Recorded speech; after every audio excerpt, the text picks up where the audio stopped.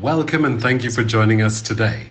This is How Nigeria and Niger Manage Exits from Violent Extremist Groups. Your moderator today is Dr. Lauriane Théroux-Bénoni, Director ISS Regional Office for West Africa, the Sahel and the Lake Chad Basin. Please keep your microphones and cameras turned off until we reach the question and answer portion for today's event. The question and answer session will be conducted using both the chat function and the raise hand function on your Zoom application. To access the chat function, kindly scroll to the bottom of your Zoom application, click on the chat button and a chat box will appear. Should you wish to raise your hand, kindly click on the reactions button to access the raise hand function. During the question and answer session, the moderator will acknowledge you and you will have to unmute your own microphone and turn your own camera on to make your comment or ask your question. We also have language interpretation available today. To access language interpretation, scroll to the bottom bar of your Zoom application, click on the globe icon and select the language of your preference. Please note that we will evaluate this event using an online poll. The evaluation is completely anonymous and it helps us to present better events in future. Kindly do take a moment to complete it. It'll be launched following the presentations portion for today's event. As we wait for the final participants to connect their audio, we kindly remind you to please keep your microphones muted and your cameras turned off until we reach the Q&A portion for today. Please also note that since this is a public event being broadcast live on YouTube, Chatham House rule does not apply. This is How Nigeria and Niger Manage Exits from Violent Extremist Groups. Laurie, you have the floor. Honorables panélistes, distingués participants, mesdames et messieurs, pour l'audience francophone, je voudrais simplement rappeler que si vous souhaitez accéder à cet événement en français, vous pouvez le choisir. Vous pouvez choisir votre langue en cliquant sur le globe en dessous duquel il est inscrit interprétation.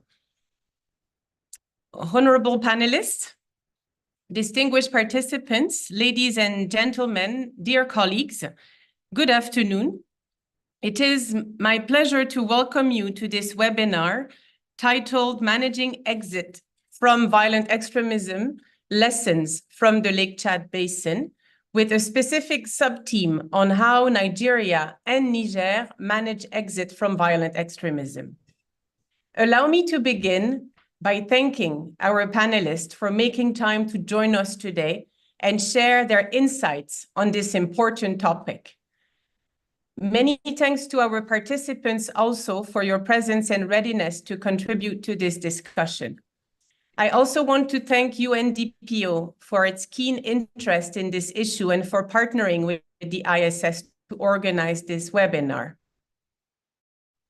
Also significant is the support of ISS partners, in particular, the government of Denmark, the governments of Denmark, Ireland, the Netherlands, Norway, Sweden, and the Bosch Foundation. This webinar is part of an ISS initiative to facilitate and contribute to sharing knowledge and experiences, as well as lessons learned from national processes related to managing exit from violent extremist organizations. These experiences and lessons are drawn from the Lake Chad Basin, where countries have had to grapple with disengagement, disarmament, and reintegration of individuals who have exited from Boko Haram.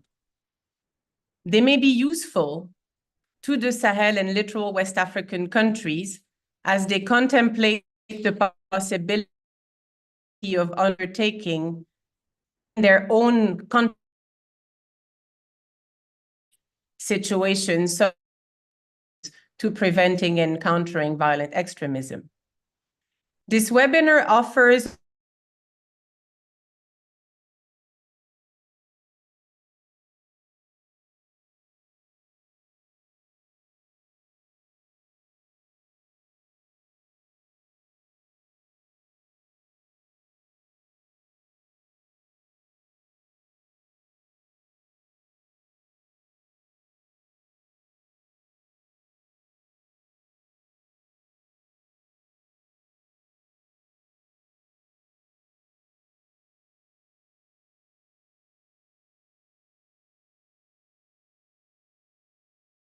It looks like you lost your moderator for just about a couple of seconds, but I'm back.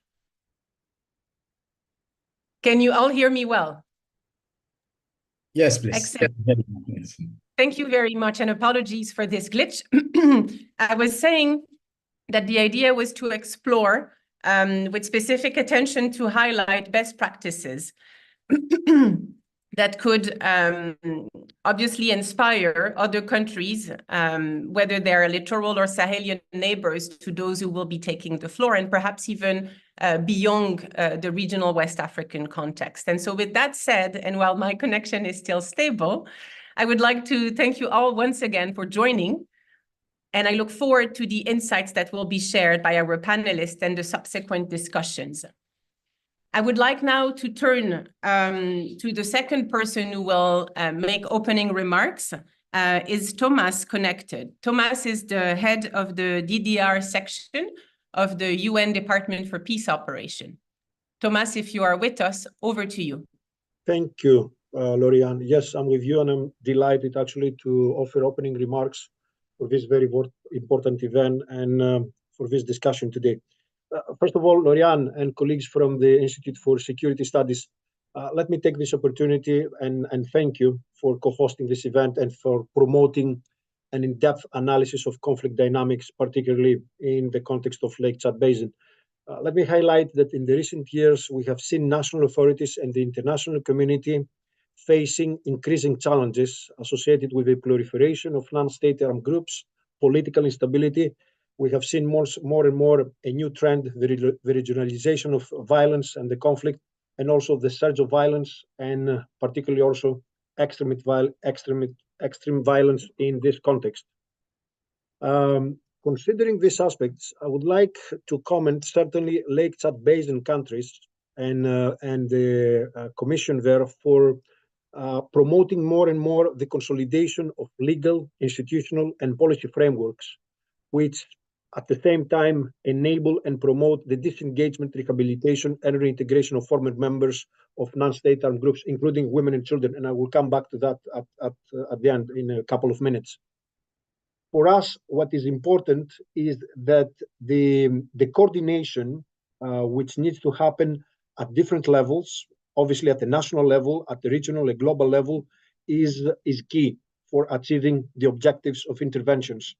In this sense, I note efforts from the United Nations system, notably IOM, UNDP, and UNICEF, as well as from the African Union and the Lake Chad Basin Commission, which are in line and pursuant to the United Nations Security Council 2349, particularly the paragraphs between 29 and 32, which I believe probably today will form part of our discussion. For us, as a DDR section, there is no one-size-fits-all approach. Actually, for us, one size fits no one. And we need more and more to understand that the interventions need to be designed in a way that are taking into consideration the national and local capacities. Understanding how communities be involved in these processes is very important. So while respecting national sovereignty and the prerogative to define national priorities and local solutions, also partners and international community should continue observing and promoting well-established international principles, norms, and standards. So how we marry the two is really important. I always say that the needs out there far exceed the capacity of any single actor. And therefore, when it comes to the international support, we feel that it's important to complement and to contribute primarily to national efforts. So in this regard, preventing escalation of violence, encouraging voluntary exits, and promoting community resilience and the opportunity of having the communities absorbing former members of armed groups coming back to them, it's hugely important. Let me finish, Lauriane, with two more points. One relates to women and children and how those two groups disproportionately are affected by the armed conflict. Under this premise, we need all to consider tailored interventions, programming that addresses their needs, and also understanding how also within these groups we may have subgroups that may require particular attention. So it's not only about women and children, as a group. It's also within those groups other specific categories that need to be addressed through tailored programming.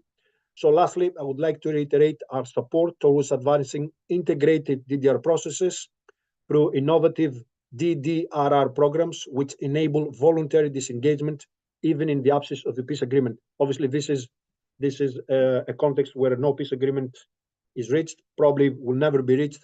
Yet, I think that elements of DDR processes can support the current efforts of the national authorities. Back to you, Lauriane, and again, really happy to partner for this event today. Over. Merci beaucoup. Merci Thomas pour ces mots d'ouverture et pour ces bons mots qui campent le décor pour la suite de cette conversation. Alors, je vous fais part du programme. Nous aurons 2 présentations. Pour commencer, l'une qui sera faite par Mario Nascimento, qui est un officier en termes de politique et de planification au sein de la section DDR du département des Nations Unies de UNDPO. Ensuite, je passerai la parole à mon collègue Malik, qui est chercheur au niveau de l'équipe Basin du lac Tchad, du bureau régional de l'Institut d'études de sécurité. Messieurs, vous aurez chacun 10 minutes et je serai stricte sur le temps pour présenter vos éléments d'analyse sur l'évolution du DDR pour ce qui est de Mario et ensuite, pour Malik, les principales conclusions d'une note d'analyse qui a été publiée par l'Institut d'études de sécurité sur les leçons à tirer du bassin du lac Tchad pour la gestion des désengagements. À l'issue de ces 2 présentations, je me tournerai vers 2 panélistes qui ont les mains dans ces processus au quotidien. Et j'ai nommé M. Aliou Ibrahim Gebi, qui est le conseiller principal sur les questions de sécurité auprès du ministre de l'Intérieur du Nigeria et le chef de la cellule de fusion sur les processus de paix dans les régions du nord-est et du nord-ouest du Nigeria. Je me tournerai ensuite vers M. Abdoulaye Haïdara, directeur général de l'administration territoriale et de la déconcentration du ministère de l'Intérieur du Niger. Et j'aurai avec eux une conversation modérée qui leur donnera l'occasion de présenter de façon très concrète la manière dont les processus sont pilotés au Nigeria et au Niger. Je passe donc sans plus tarder la parole à Mario pour une période précise de 10 minutes, et c'est encore mieux si c'est un petit peu moins, pour qu'il nous parle de l'évolution du DDR. Mario, la parole est à vous. Thank you so much, Lauriane. Before I present, I just wanted to thank once again and echo what Thomas Contigoros, our chief, has indicated, to thank ISS, the Institute for Security Studies, for our collaboration, but also the opportunity to present about the evolution of DDR. I hope you can see the presentation on your side. If yes, perfect. So the first aspect that I would like to highlight is that DDR processes that we have been re-engineered to address a new set of emerging conflict dynamics. The context where we operate have significantly changed in terms of the lack of minimum security conditions. More and more, we are seeing the proliferation of armed groups, be it a political military signatory of peace agreements, but also self-defense, gangs, organized crime, extremist groups, and which increase the complexity of the context where we operate. The regionalization of violence, not only circumscribed to one single context, but having regional dimensions, the absence of the peace agreements, and the surge of violent extremism.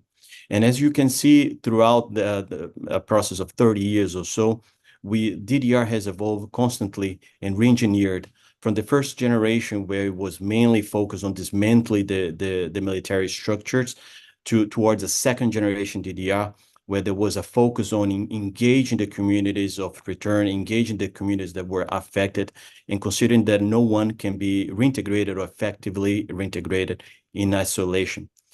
Subsequently, the third generation DDR, where it was implemented, not necessarily where the preconditions for DDR, be it a peace agreement, the minimum security conditions, the trust of the party, or the political will, were not necessarily fulfilled, for example. And there was a possibility to engage on DDR processes even during ongoing conflict, and to target individuals that voluntarily exit. There is also the possibility of targeting new groups, as I had mentioned, from militia groups, youth at risk, for example, in Haiti. And this was considered as the evolution, the third generation of DDR. The fourth generation that is targeting what we call armed groups designated as terrorist organization, once again tries to adapt to the challenges that we are facing, complex environments where the focus goes far beyond only reintegrating the former combatants, but also trying to address some of the needs of the community, but also enabling or supporting the individual demobilization of those members that voluntarily try to exit. So just to reiterate that as we see this fourth generation, there is an expanded scope in terms of preventing recruitment, supporting the reintegration. The other aspect that we wanted to highlight is that there is a shift from linear sequence DDR programs to a process, to an integrated process that addresses the entire peace continuum. So there is a possibility that national and international actors, they select the most appropriate measure based on each particular context. So we still have DDR programs that were based on the set of preconditions, as I had mentioned, in terms of existence of a peace agreement, minimum security conditions, political will of trust of the parties.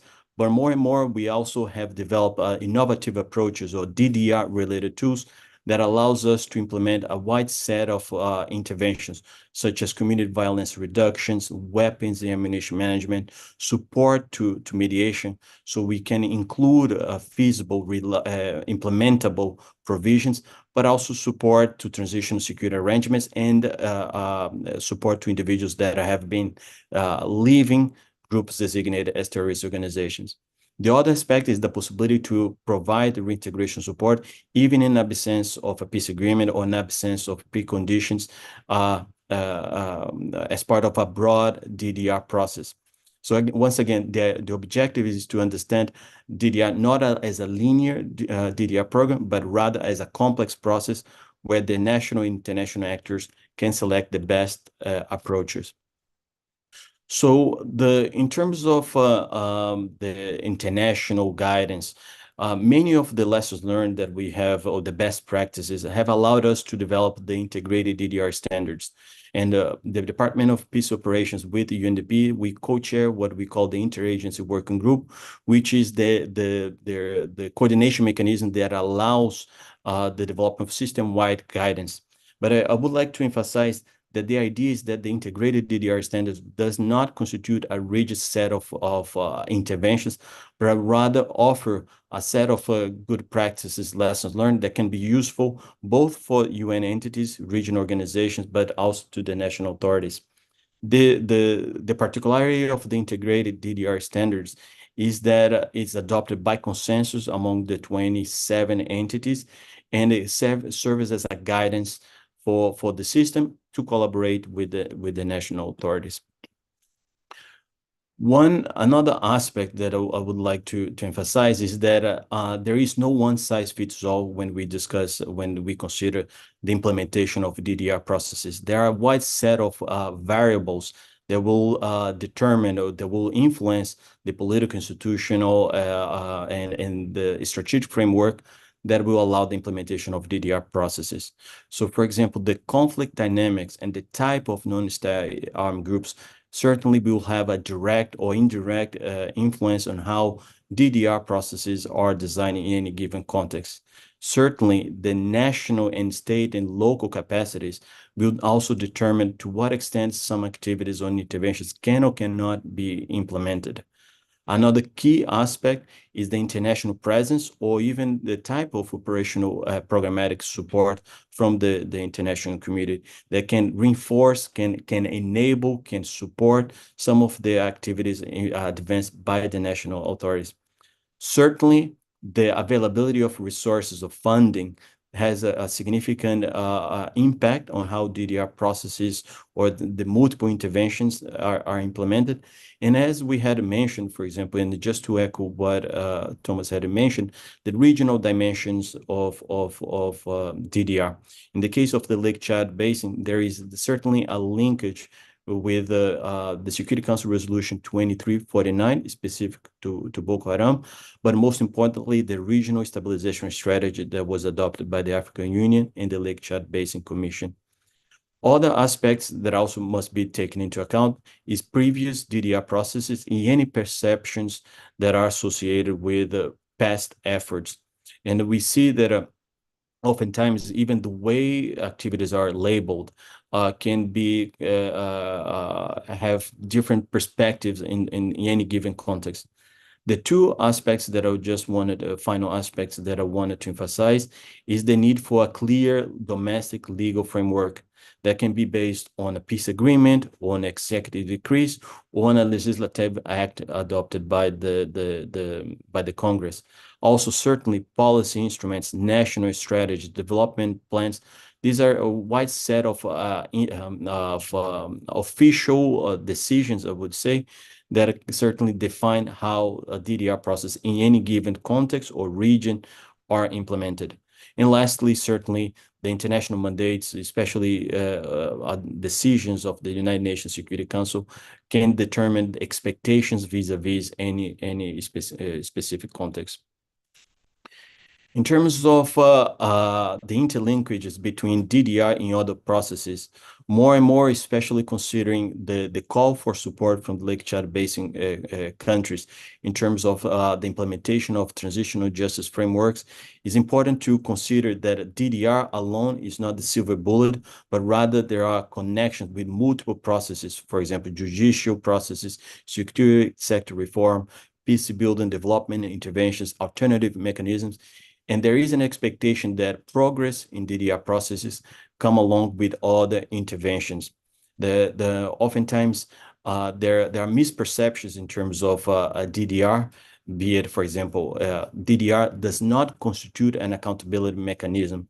The objective is to support those individuals that are deemed by the national authorities as eligible for alternative approaches, be it a rehabilitation, reintegration, but we defer to the national authorities to pursue, if deemed opportune, all the streams of work provide.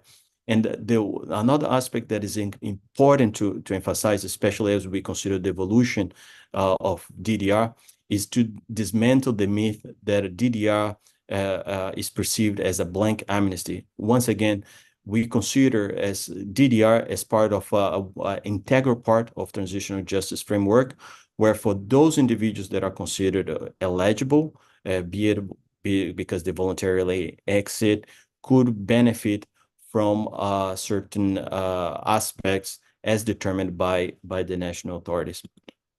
Excellent. The last aspect that I wanted to emphasize is just that the national framework on DDR will always depend on the national ownership, the political, legal, policy, programmatic, institutional parameters that are decided by the state. It's a prerogative of the member states as sovereign entities to legislate, to typify the crimes, the applicable measures, and in association with that, also the eligibility criteria, which groups will be targeted, and what type of structures, frameworks, and so on. So national ownership and respecting the legal institutional framework is key. Lorianne, I would stop here and once again thank us ISS for co-hosting this event.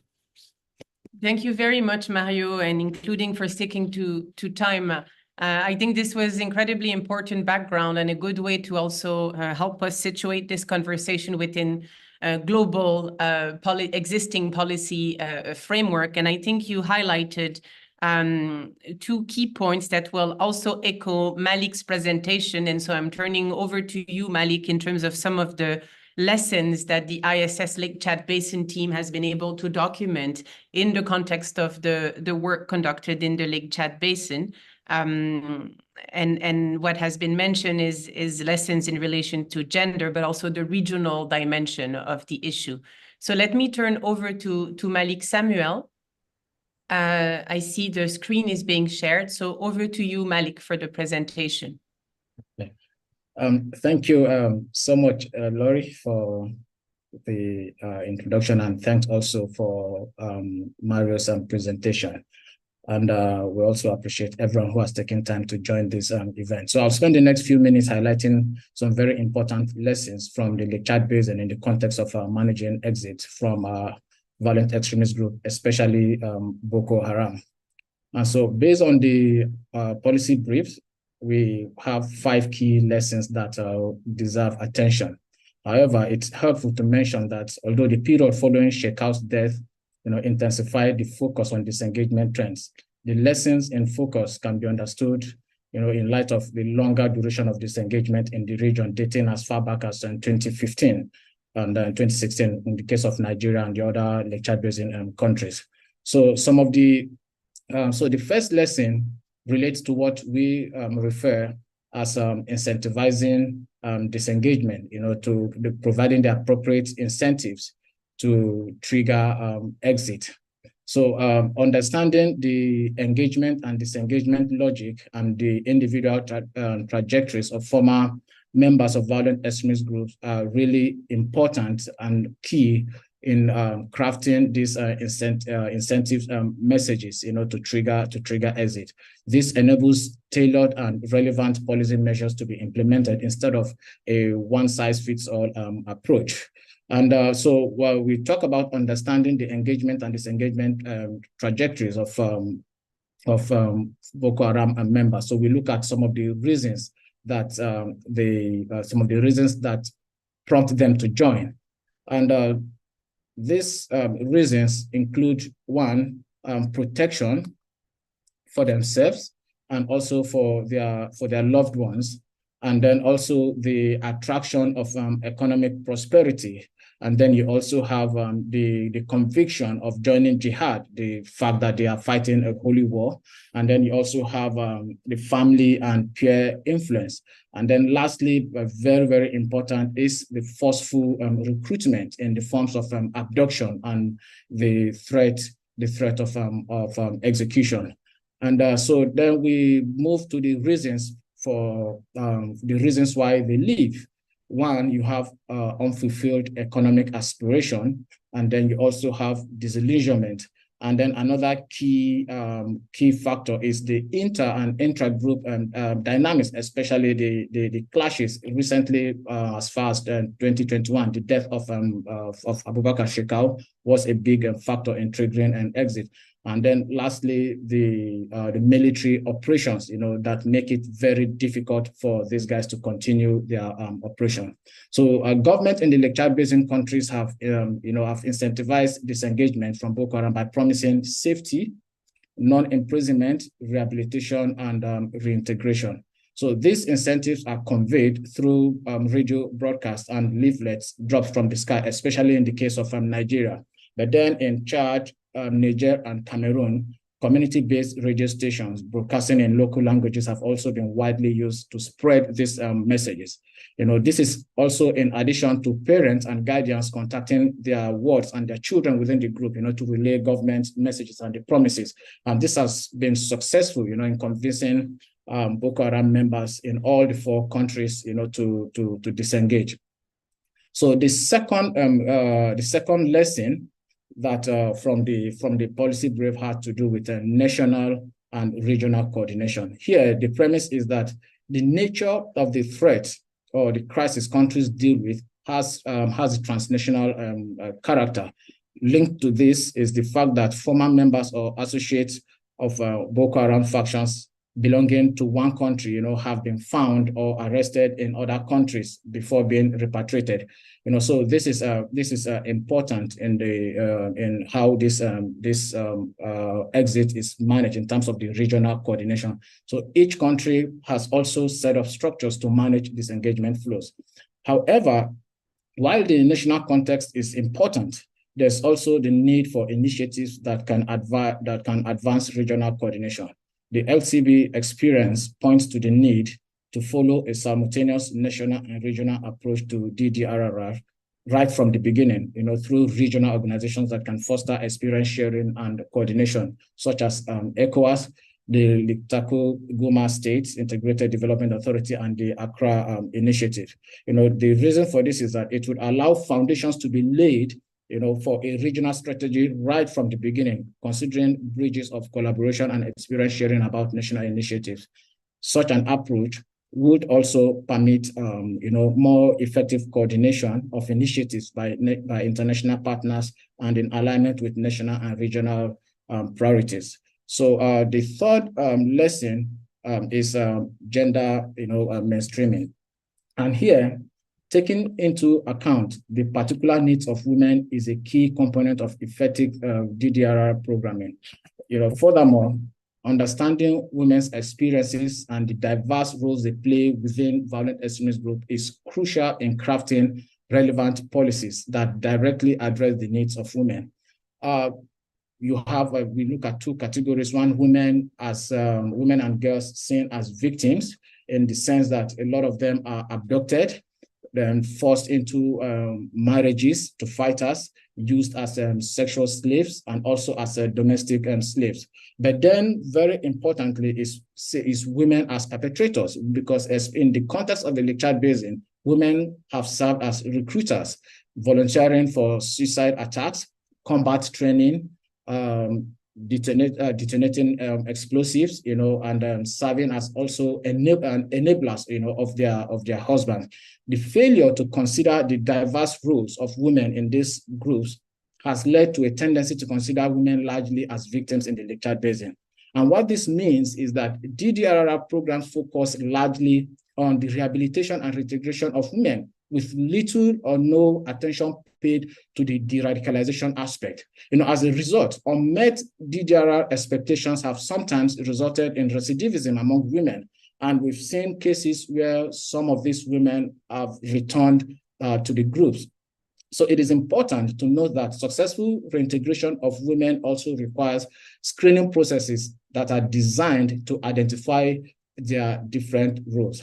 So now we move to the fourth lesson, and which basically shines light on institutional and legal frameworks. Nationally, across the different Lake Chad Basin countries, progress has been made in this regard towards elaborating legislation and creating or tasking institutions for reintegration. However, there is still no sufficient predictability regarding the prospect and outcomes for the individuals who disengage from Boko Haram. As a result, this lack of predictability, coupled with the mixed results of the processes, can discourage additional defections, and there's data to back this up.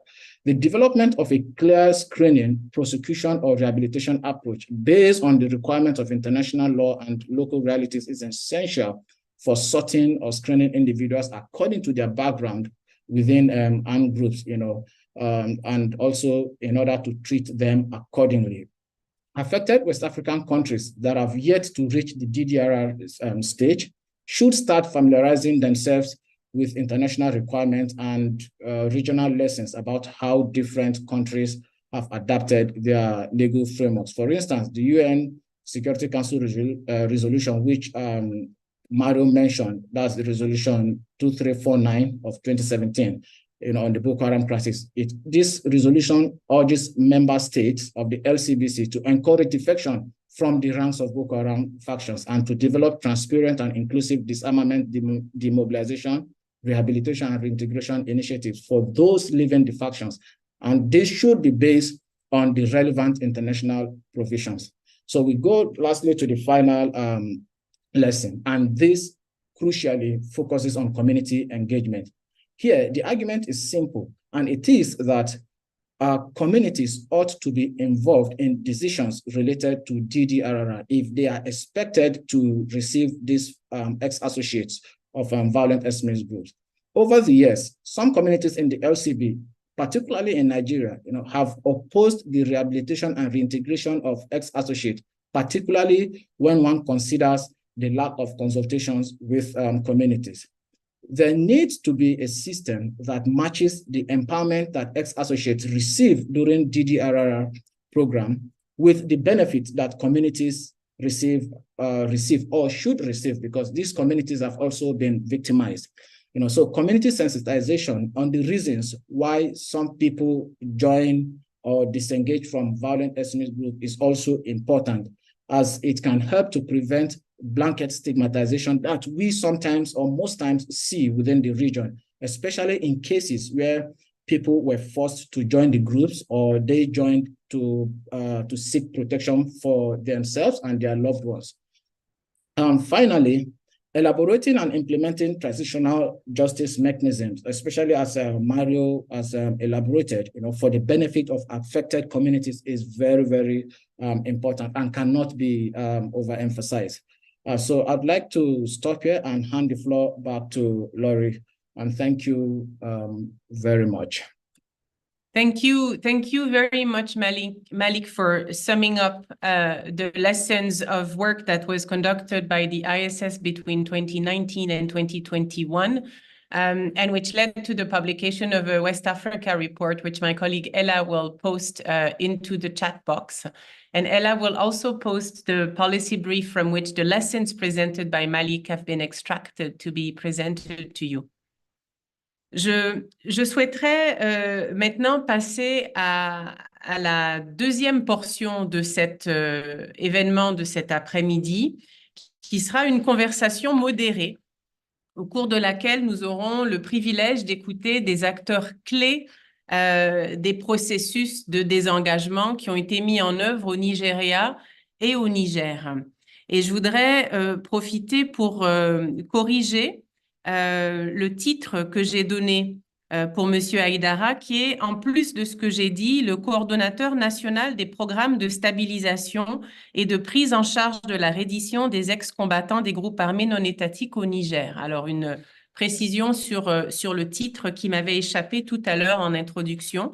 Donc pour M. Haïdara, et comme je le disais, M. Aliyu Ibrahim Gebi est lui le conseiller principal sur les questions de sécurité auprès du ministre de l'Intérieur du Nigeria et le chef de la cellule de fusion sur les processus de paix dans les régions du nord-est et du nord-ouest du Nigeria. Alors, je vais maintenant me tourner vers nos deux panélistes dans le cadre de cette conversation modérée. And I would like to perhaps start with you, Mr. Gebi, Honorable Gebi, and ask you if you could share with us what informed the decision of Nigeria to incentivize exits from Boko Haram. It would be very helpful for us to understand the context in which the opportunity was offered to members to exit these groups.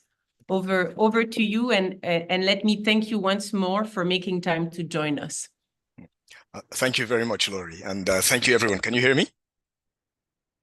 All right. We hear you very well.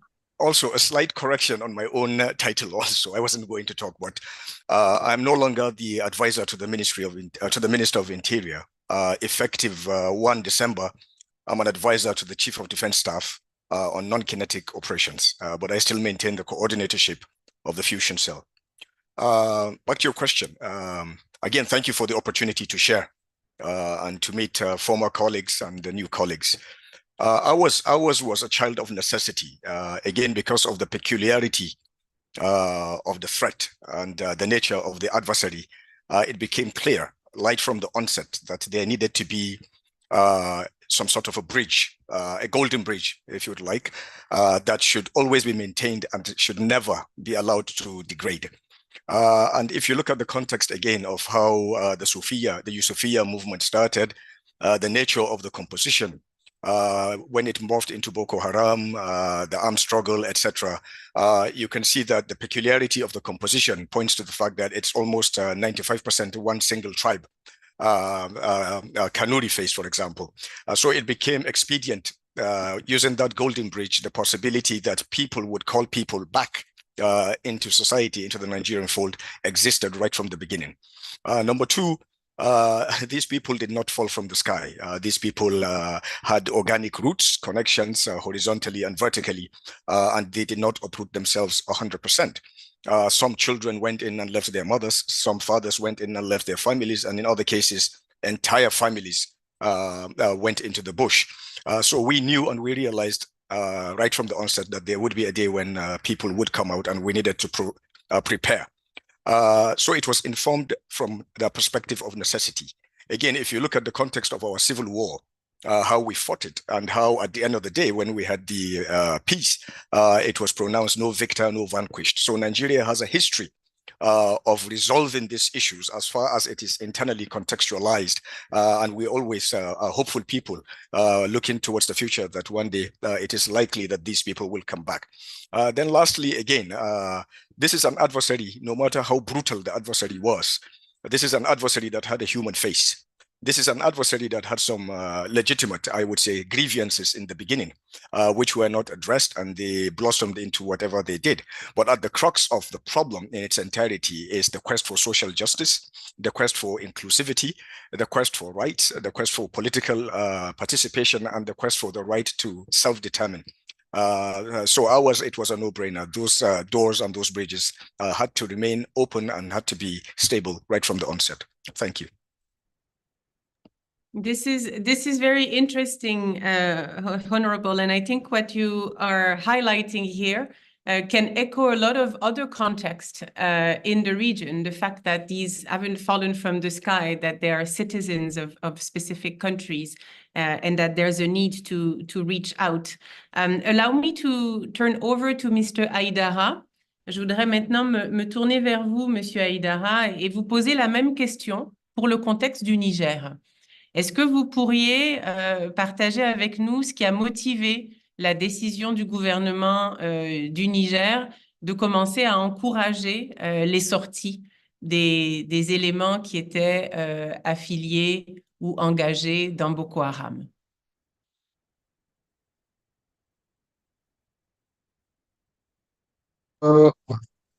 Merci, Dr. Lori.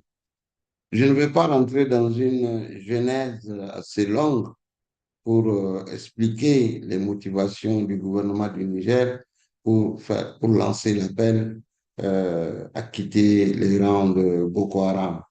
Le Niger, enfin le gouvernement a constaté que ce ne sont que les jeunes de la région de Difa, les jeunes de l'Est, donc qui s'engageaient aisément dans les rangs de Boko Haram, moyennant $100, moyennant quelques billets de banque. Alors, c'est ce qui a motivé le gouvernement à lancer l'appel de juin 2016 qui a enclenché le processus DDRR au Niger. J'avoue que M. Mario a beaucoup effleuré la question de l'évolution, de l'évolutivité du processus DDRR. Aujourd'hui, je vois qu'il y a un troisième R que je ne comprends pas, peut-être que je le comprendrai tout à l'heure. Et il y a lieu de faire sortir le premier D qui concerne la déradicalisation, parce que l'évolutivité des questions sont là et sont têtues.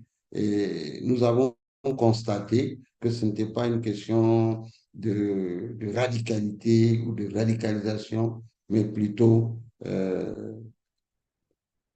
recherche de débouchés pour ces jeunes qui ont été embobinés sans savoir là où ils vont. Beaucoup disent que c'est quand ils ont compris qu'ils ont replié vers la famille, mais ne sachant pas comment intégrer. Donc, et là aussi, je donne raison au collègue Malik qui dit qu'il faut impliquer les communautés. Au Niger, c'était ça la stratégie qui a beaucoup marché pour le gouvernement, en impliquant les communautés dans le retour de leurs enfants qui sont partis avec les combattants Boko Haram. Ceci a beaucoup joué sur la stratégie de la mise en œuvre du processus de réinsertion par le Niger dans la région de Difa. Mais vous savez, même si on parle de la région du bassin du lac Tchad, il y a lieu de comprendre que le Niger est confronté sur deux pôles, à l'insécurité et à l'ouest, c'est-à-dire dans le Diptako Gourma, dans la zone dite des trois frontières. Également, nous enregistrons un processus DDRR qui commence à peine avec le lancement de ce processus avec la création du centre d'Amdallah Actuellement, nous sommes à 400 éléments qui viennent d'être réintégrés et nous pensons que le processus va commencer aussi pour la région du Liptako. J'espère que j'ai répondu à votre question. Merci beaucoup. Merci, Monsieur Aïdara. Vous avez non seulement répondu à la question, mais vous avez même devancé un certain nombre de réflexions en nous parlant de ce processus qui a lieu donc pas seulement sur le front Est, mais également qui a commencé sur le front Ouest, ce qui montre bien que c'est un processus qui peut être conceptualisé et mis en œuvre avec différents groupes, et nous y reviendrons. Je voudrais juste signaler, je vois dans le groupe des participants, I'm seeing in the group that some participants cannot get the translation. Please, to have the translation and to choose your language, you need to click on the interpretation button, which is in the middle, the bottom middle of your screen. It's an earth, it's a sphere, and under it is written interpretation or translation. I also hear colleagues who have trouble listening to the French channel, it looks. If I can kindly ask the ISS IT colleagues to see if they can bring the volume up on the French channel so that the French participant can hear us better. Thank you very much in advance. And let me move back to you, Aliou Gebi.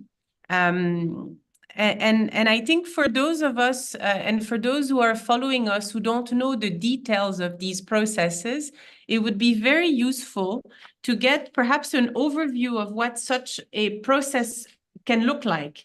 And by that, I mean who has been targeted by such a process, who was selected to participate in it. What are the steps? Is there a specific sequence? What are the objectives?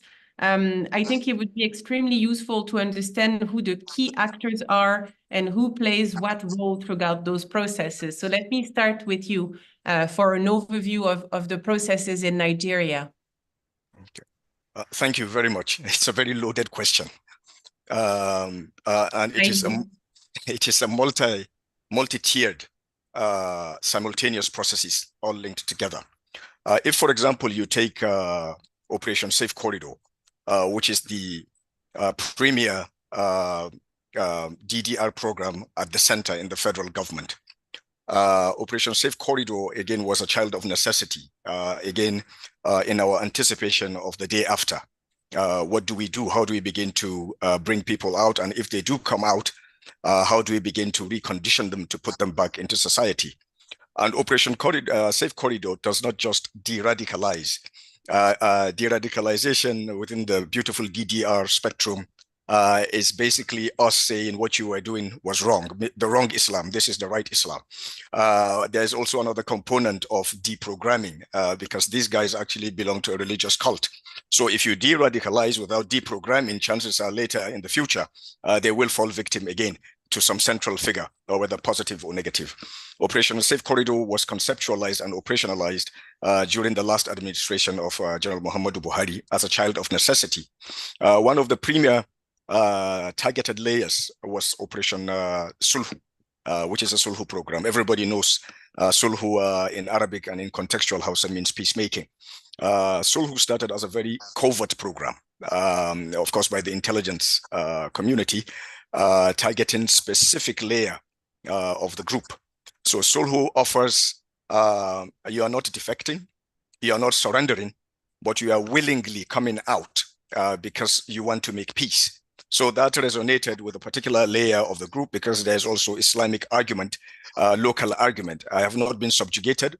I am not running away, but I have decided for the greater good, I want to make peace. So there's this layer that targeted the mid-level to high-level fighters. So everyone coming out of the Sulhu into the Sulhu program is a fighter.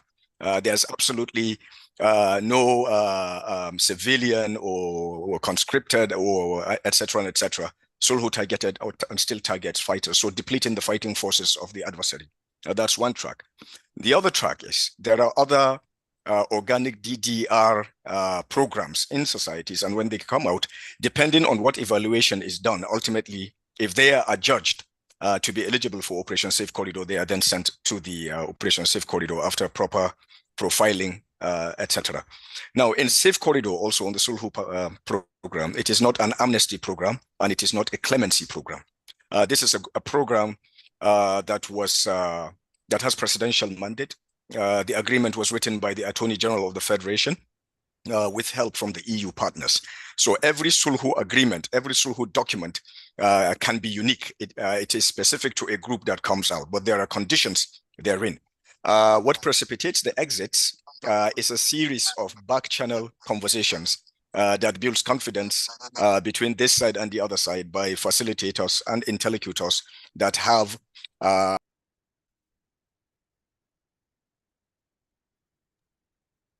I'm afraid you have been muted, Honorable Gaby. If you can unmute yourself, and if I can ask Mr. Haïdara to mute himself for the time being. Monsieur Haïdara, si vous pouvez muter votre micro en attendant que je vous repasse la parole.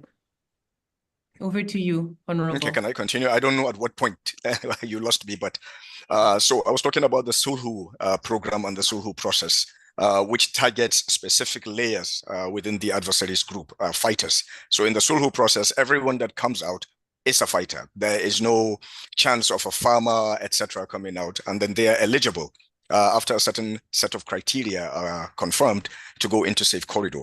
Then you have the Borno model, which is more global, which takes care of everyone, from the farmers, the civilians, captives, conscripted, those born into it, etc., and etc. That is a more organic, local, contextualized DDR program, which manages exits. Now, if you look at it, you have exits. People tend to define all exits as the same. You have an exit that is a surrender, and you have one that is a defection. Now, someone who defects, what track you put them on is totally different from someone who surrenders, depending on their level of involvement and engagement. Borno model, again, is, to put it contextually, right, is like Operation Safe Corridor, but with a lot more branches, more tracks, handles more of the community level engagement. Having said that, even Safe Corridor, when the clients are adjudged to have been properly rehabilitated, at the point of insertion, they are handled back to Borno State. So insertions and integration are always done at the local level. And it is also instructive that we're talking today in this medium. Yesterday, the trials of Boko Haram fighters, real fighters who have been on different tracks, restarted yesterday in Abuja. I think this is something that should be Nigeria should be congratulated on. So in terms of Safe Corridor, there's a time frame, 3 months, 6 months, but certainly not more than 11 months. When one is adjudged to have been rehabilitated, de-radicalized, then they are given back to the local, to the state, the national level for local insertion. I know there will be questions later about recidivism or how you assure these people are de-radicalized or rehabilitated.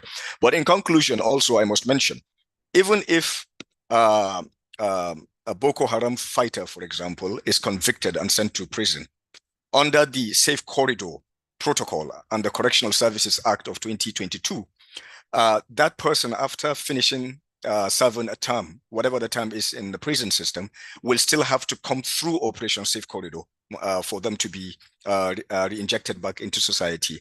And also, the Chief of Defense Staff has decided to expand Operation Safe Corridor. So you're going to have Operation Safe Corridor in the Northeast and other theaters and spaces in the country. But we can interrogate this a bit deeper later.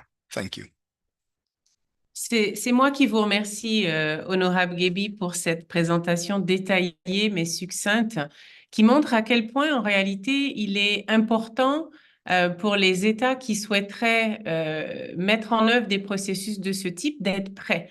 Parce que ce sont des processus complexes qui demandent de faire interagir, et on le sent avec ce que vous venez de présenter, de faire interagir une séquence d'acteurs qui n'ont pas toujours l'habitude de se parler à différents niveaux sur le plan d'une échelle, en tout cas au niveau local, au niveau national, au niveau régional. Donc, merci beaucoup pour cette présentation, et je vais maintenant me tourner du côté de M. Haïdara pour avoir, venant de lui également, un aperçu de ce à quoi ressemble le processus du côté du Niger, ou les processus, maintenant qu'on sait qu'il y en a aussi tant du côté Est que du côté Ouest. Donc, à l'écoute, Monsieur Aïdara, de ce que vous pouvez nous dire également en termes d'étapes, d'objectifs, de séquences, de cibles par rapport au fonctionnement de ces processus de désengagement du côté de votre pays, le Niger. Et je vous demanderai de remettre votre son, s'il vous plaît. C'est ce que je tente de faire. Merci. Merci. Merci, docteur. Alors, comme le premier intervenant, qui est M. Mario, a eu à le dire, de l'évolution du DDRR, au Niger, nous constatons que cette évolution est réellement effective, en ce sens que, un, la procédure, l'approche que nous avons menée à Difa, c'est-à-dire à l'est, dans le bassin du lac Tchad, n'est pas le même, ou bien n'est pas la même que l'approche que nous menons dans la région du Liptako-Gourma. Dans la région du Liptako-Gourma, excusez-moi, si l'approche de DIFA partait d'une forme simple, c'est-à-dire accueil, enregistrement biométrique, profilage, triage et éligibilité au processus de réinsertion. Ensuite, des enquêtes psychosociales, la formation et des enquêtes d'acceptation au niveau des communautés et la réintégration. C'est tellement simple que c'est un processus à 4 étapes. Mais dans la région du Liptako-Gourma, on a un peu innové parce que ce ne sont pas les mêmes types de personnes qui sont, disons, en porte-à-faux avec la loi, en ce sens que nous avons les combattants des groupes armés terroristes qui veulent se rallier, déposer les armes et faire une reddition volontaire. Jusqu'ici, au Niger, on ne parle pas de combattants capturés sur le front, emprisonnés, jugés, condamnés. Non, nous, on est dans un processus de volontariat. Le combattant est volontaire à la reddition, donc vient avec son arme, en commençant dans sa famille, dans sa communauté, pour remonter jusqu'au niveau régional, c'est-à-dire au niveau du gouverneur qui l'accueille, et le processus commence à partir de ce moment. Donc, il y a ce type, les combattants qui veulent rallier le processus DDR, c'est-à-dire de reddition volontaire. Il y a également chez nous ce qu'on appelle les milices d'autodéfense ou les groupes d'autodéfense, les MAD ou les GAD. Ceux-ci ont assuré l'autodéfense de leur communauté en faisant face aux groupes armés terroristes. Là, ça devient plus complexe parce que ils sont en porte-à-faux avec la loi parce qu'ils n'étant pas autorisés par la loi à prendre les armes, donc réellement ils sont en conflit avec la loi, mais ils ont assuré une partie de la responsabilité régalienne de l'État par rapport aux communautés qui n'ont pas quitté leur terroir. Donc là, il faut les recenser, récupérer les armes et les mettre dans le processus de réinsertion. C'est-à-dire on les démobilise et on les réinsère. Ils n'ont pas ce problème d'acceptation par les communautés. Mais il y a un fondement qui motive cela, qui est l'accord de paix intercommunautaire. L'accord de paix intercommunautaire. C'est le cas de l'accord de paix de Bani Bangou, qui a été signé entre les communautés pour que les uns et les autres s'acceptent mutuellement, et ainsi les milices d'autodéfense déposent les armes, se font recenser par l'État et sont pris en charge par l'État.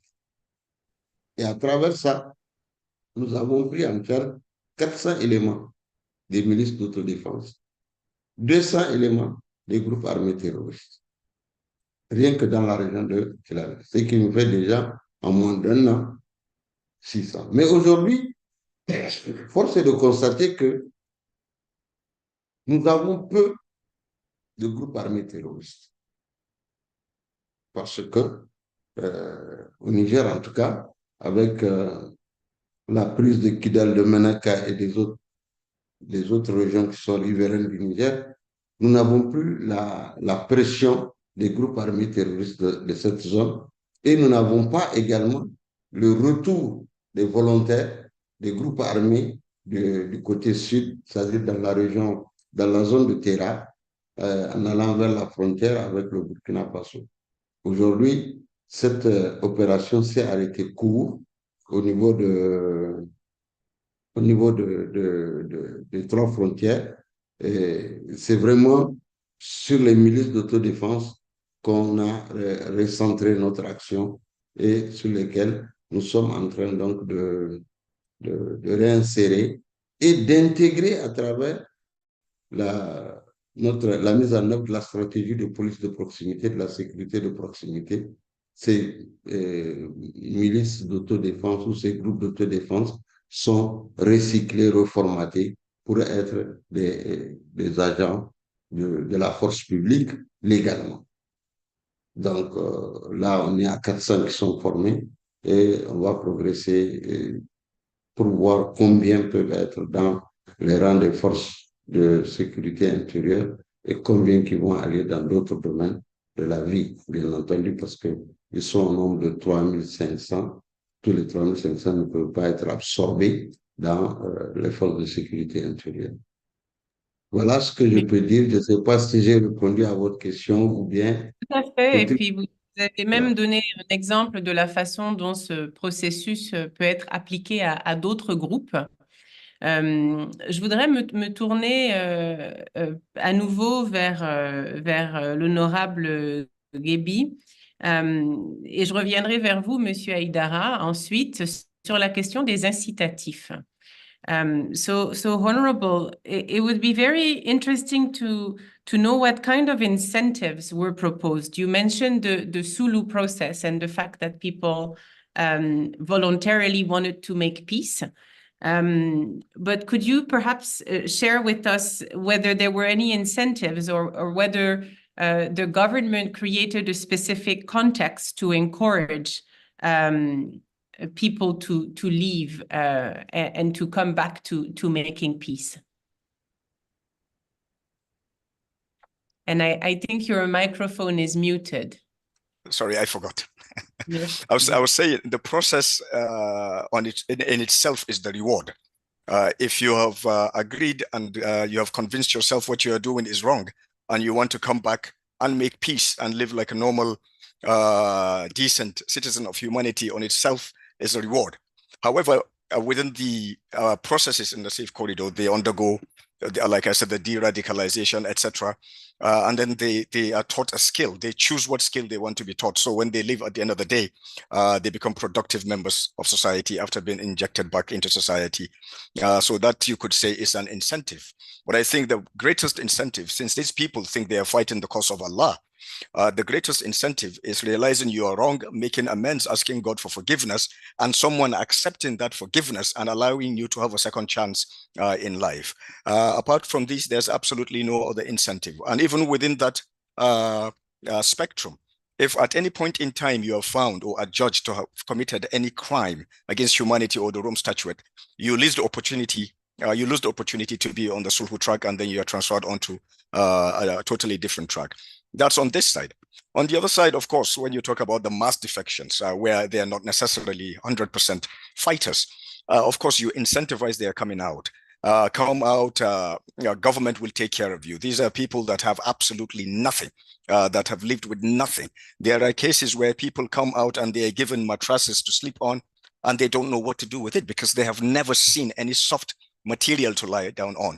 So even the orientation of becoming almost from sadly subhuman status to a human status itself on its own is an incentive. And then, of course, they are given food, they are given things that would otherwise, they would have had to go and suffer to find to make life a little bit easier for them. So all these things we're talking about, assuming there was good governance, assuming our commonwealth is not being looted by a few, assuming government does what government is supposed to do, assuming religious leaders do what religious leaders are supposed to do, assuming whole of society does what whole of society is expected to do, we wouldn't be talking about this problem, frankly speaking.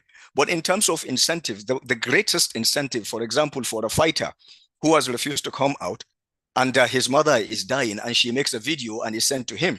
And everyone knows in Islam the importance of the mother. And she says, this may be your last time, your last chance to see me. If you don't come out, I disown you. Of course, the fighter will come out. So we have to be careful what we define and how we define incentives. We have to be very careful.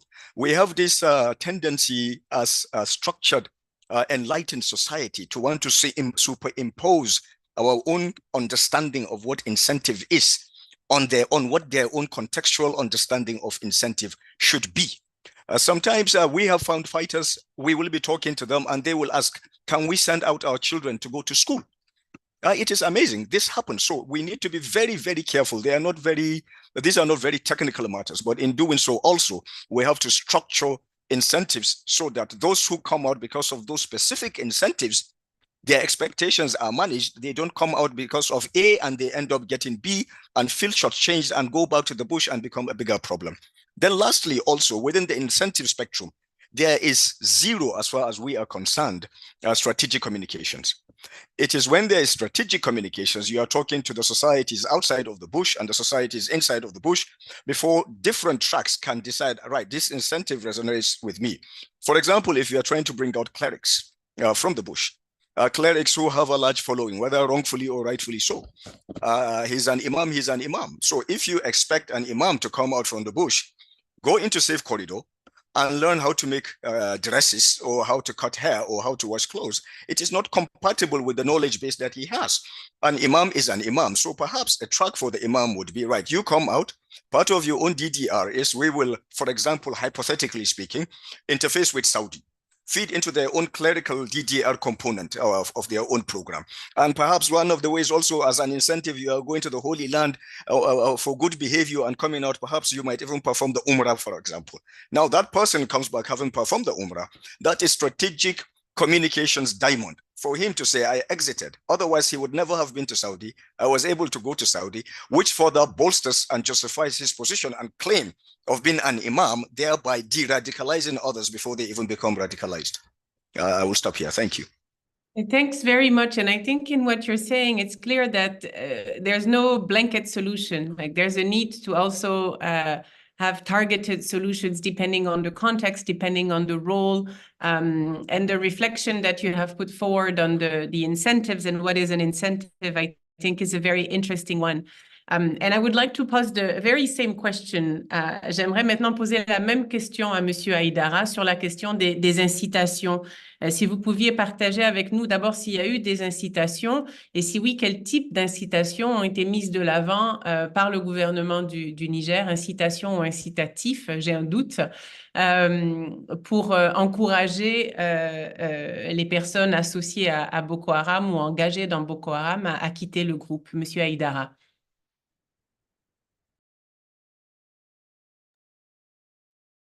Et je vous demanderai de... Voilà, merci de redéclencher votre... Merci, Dr. Lori. En fait, moi, je pencherai plus sur l'approche incitative parce qu'il n'y a pas d'incitation. Et pour une personne qui est partie, même si c'est par erreur, vers les groupes armés, une incitation ne peut pas la ramener dans la dimension sociale acceptable communautaire. Et c'est pourquoi, en tout cas au Niger, nous avons d'abord mené une enquête de perception.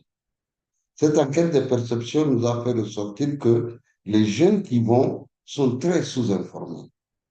Et il fallait commencer par faire une campagne de sensibilisation dans les écoles coraniques qu'on appelle couramment les médersa, les écoles informelles. Et ensuite, nous avons utilisé la possibilité de communiquer directement avec ces jeunes femmes, garçons, jeunes femmes, jeunes filles, jeunes garçons, adolescents, pour qu'ils comprennent que aller prendre les armes et combattre ne les porterait pas au paradis.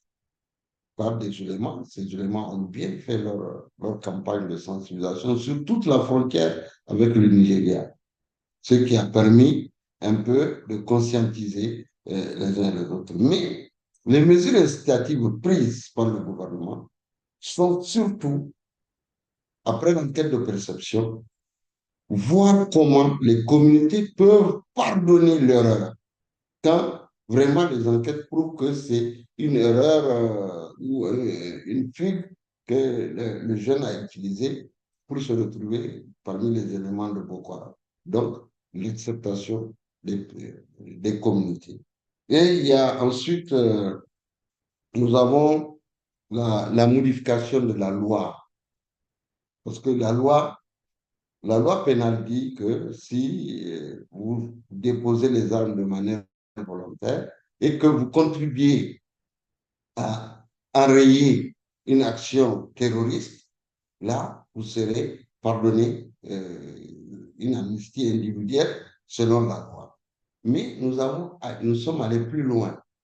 Il vous suffit de venir dire, donner des informations qui permettent d'enrayer carrément une action terroriste dont vous avez connaissance, ou où est-ce qu'on peut démanteler ce groupe. Cela va vous donner également des bonus de pardon vis-à-vis donc de la loi. Et enfin, la réintégration. La réintégration qui est soutenue par un kit et un fonds de roulement. C'est-à-dire, une fois la personne reformatée, formée dans un métier, on l'installe et on le suit pendant les 6 premiers mois avec un soutien économique et financier. Ce qui est important, c'est que les radios communautaires jouent un rôle très important dans l'approche incitative. Parce que, vous savez, dans les zones des îles du bassin du lac Tchad, il est très rare que quelqu'un capte une radio à haute fréquence, mais les radios arrivent donc à atteindre les oreilles de ces cibles, des personnes cibles, et c'est ce qui fait que nous avons enregistré un certain nombre qui ont été volontaires à la recherche. On a les capturés, ils sont formés, mais à la fin de leur peine, au niveau des centres pénitentiaires, à travers un autre processus qui relève donc du ministère de la Justice. Voilà, je crois que j'ai répondu à votre question. C'est très précis et on voit combien certains ministères interviennent à différents moments du processus. Je voudrais vous demander à tous les deux, et je commencerai par l'honorable Guébi, la question du timing. Dans nos interactions avec des États qui n'ont pas encore commencé à mettre en œuvre des processus comme les vôtres, mais qui s'y intéressent, on se fait souvent demander, mais quel est le bon moment? Est-ce qu'il faut avoir le dessus sur le terrain sécuritaire, par exemple, ou sur le terrain militaire? Est-ce qu'il y a un séquençage précis d'actions qu'il faudrait suivre avant de commencer des programmes comme ceux que vous venez de nous décrire? Et donc, Monsieur Aliou Guébi, quelle serait votre réponse à cette question des prérequis, si j'ai envie de dire, ou du bon moment, des bonnes conditions qui devraient être remplies avant de s'engager dans de tels processus? It's a very good question, but a very delicate one. Personally, if you ask me when is the right time to start, I would say the right time to start is the day the violence, the craziness starts. But if you are talking about creating enabling environments for a sustainable process, that is a totally different discussion. For those who have not started or are thinking of starting, you must start immediately, because by starting, you're also ensuring that the violence does not escalate to the level that ours did, unfortunately. You need to have First and foremost, you need to know the enemy. And knowing the enemy means intelligence work. So the intelligence community needs to work really, really fast to understand the motivation of the enemy, what the enemy wants, the topography of the enemy, the DNA of the enemy, the number of the enemy, etc., and etc., and etc.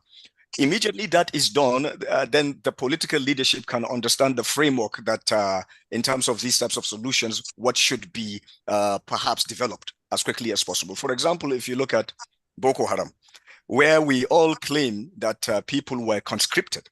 Now, if you are conscripted, that means you were forcefully taken allegedly, or if you were kidnapped into it, or if you were born into it, or if your parents went in with you, and so on and so forth. That means if an opportunity is presented, chances are you would like to come out.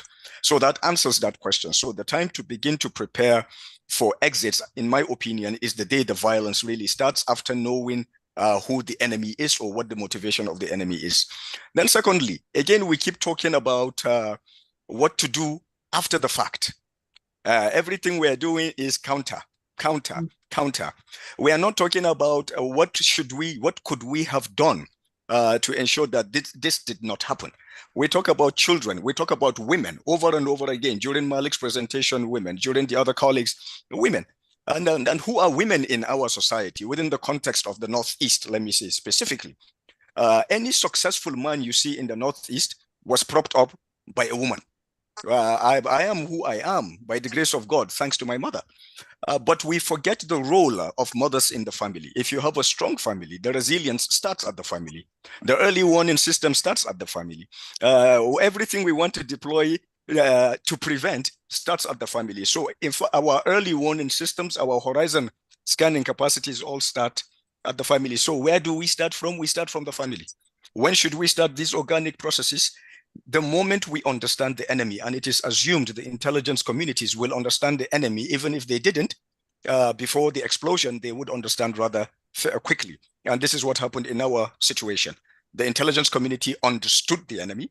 If you recall, there were several attempts at dialogue with the foundation of the Yusufiya movement. Even when Muhammad Yusuf was alive, there were conversations with Muhammad Yusuf. There were debates with Muhammad Yusuf. After his death, President Obasanjo opened up a dialogue vista with the family of Muhammad Yusuf, etc., and etc. So we knew this enemy and we were prepared. But unfortunately, because it takes in our own context, where we're a very plural people, it is not a homogeneous society. It is not one people. It is not one religion. You had to be careful at what point do you start, so you are not seen to be kowtowing or pussyfooting around the enemy. So consensus building should go hand in hand with deployment or developing of these types of processes. And then, of course, strategic communications, internally more than externally, for people to understand why you are doing what you're doing, why you are preparing for the day after. Otherwise, you would have more problems internally than externally. Thank you. No, thanks very much. And let me build on something you have just said, Honorable. You mentioned twice in that segment the role of intelligence services, and you had also mentioned earlier on that some of the process in Nigeria had started covertly. So linked to the question that I have just asked you, in your view and with insights, since you have been part of these processes for so many years, which portion of the process should be dealt with covertly? Which portion should be done overtly? Is there a timing issue there, or is it really in relation to the level of acceptance from a policy perspective? What would be your advice for countries who are currently asking themselves those questions? Excellent series of questions. What has to remain covert in the beginning is the back channel discussions. The system has to be amenable to talking. You often hear that these guys are irrational, they can't talk, they are this, they are that. Of course, they are irrational. That is why they are who they are. And that you are rational, that's why you are a legitimate government or a legitimate entity. So you should not equate their capacity for rationalization to be the same as yours, nor should you bring yourself down to their level. So you must always leave the possibilities of dialogue, the possibilities of them reaching out, the possibilities of you reaching out open. And also, this is an organic problem. Again, like we said at the beginning, they did not fall from the sky. Somebody knows somebody who knows somebody who knows somebody. Somebody taught somebody who taught somebody who taught somebody. There are organic links that must be exploited. And this exploitation, of course, has to be done by the intelligence agencies, and it has to be done covertly up until the time where you have engaged in back channel conversations, pre-conversations, pre-conversations, up until something solid has presented itself before you now link it to a political policy level conversation. Because at this point, you have concluded certain layers of conversation. We have agreed, right, if I come out, what is in it for me? I went in because government did not, it was not responsible. There is corruption. I can't go to school. So if you take that conversation to the strategic political level, you have to get an answer in order for you to continue. And in order for the political leadership to understand, they have to see the product of what you have done. So to answer your question, another way is political leaders only understand political successes. When they see a targeted leader is dead, photo ops. But intelligence operatives, tactical level operations, every single day you are looking for operational successes. And these operational successes, and this is the missing link with political leadership most of the time, they do not understand that a political success is a culmination and combination of many operational successes before it becomes visible. And then you have the political success. So there has to be that link. And this is what we suffered in the beginning. It was so covert because of trust deficit, because of the nature of the enemy. The enemy could be within, and you could endanger lives. So you couldn't say certain things, and you don't know who you are talking to, even within the system. Somebody could look like they are supporting, agreeing to what you are proposing internally. They are waiting for you to leave so that they brand you Boko Haram sympathizer in the system, and then you get into trouble. So there was this issue. But lastly, we must also remember where we are coming from as a people. Let me speak within the context of Nigeria. Military leadership. We've had it for so long. We've been stable only from 1999 to now. So we're still building trust between our peoples. We're still building trust between our multi-layered systems, especially the civilian component and the military. And for us, this is where the DSS, the intelligence component, worked exceptionally well to the extent that they built trust, even with the adversary, to the point where they will say, we will not be in a room or will not talk to you unless it is the DSS. So that trust building in terms of operational traction has to be sustained to a level before it can come out. To do it soon is to implode a system. To do it late is also to implode the system. So the timing has to be right. And lastly, to quote President Santos, we talk while we fight and we fight while we talk. So even in the Sulhu agreement, for example, it states it's in black and white. It is without prejudice to kinetic operations ongoing. We will exploit every other possibilities of making peace, but the kinetic must continue. However, when you get to a certain point, it is the kinetic operations that prepare the ground for large-scale demobilization when the enemy has been subjugated. But even if the enemy has been subjugated, unless if there is that symbolic renunciation, what we were fighting for is not tenable. We agree we were wrong. There must be that symbolic capitulation. Otherwise, if you take everyone out of the bush and you don't get that idea dead, still later in life, 10 years, 15 years, 5 years, it can come back. I hope that this answers some of your questions. It's absolutely fascinating. Thank you very much for these inputs. And in fact, I'm so fascinated that I'm losing track of time. but I think it's important that we do have this conversation. And I do want to listen also to Mr. Haidara's take on that. And then I suggest we stop the conversation to open the floor for questions so that we can also hear from our participants and have their questions. Donc, Monsieur Haidara, votre point de vue sur la question du timing et sur la question aussi de ce qui doit faire partie du domaine public et de ce qui doit plutôt rester au niveau des services de renseignement.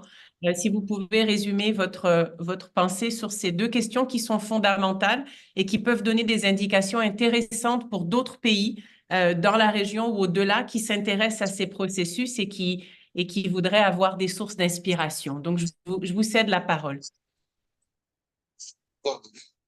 J'adhère parfaitement, disons, à l'intervention de mon collègue, l'honorable Guébi, sur certains aspects de la question. En fait, comme dit les tenants de la théorie de de la lutte contre l'extrémisme violent, ils disent que l'extrémisme violent, une fois installé et ayant atteint un certain nombre de niveaux, un certain niveau, il est difficile de l'éradiquer.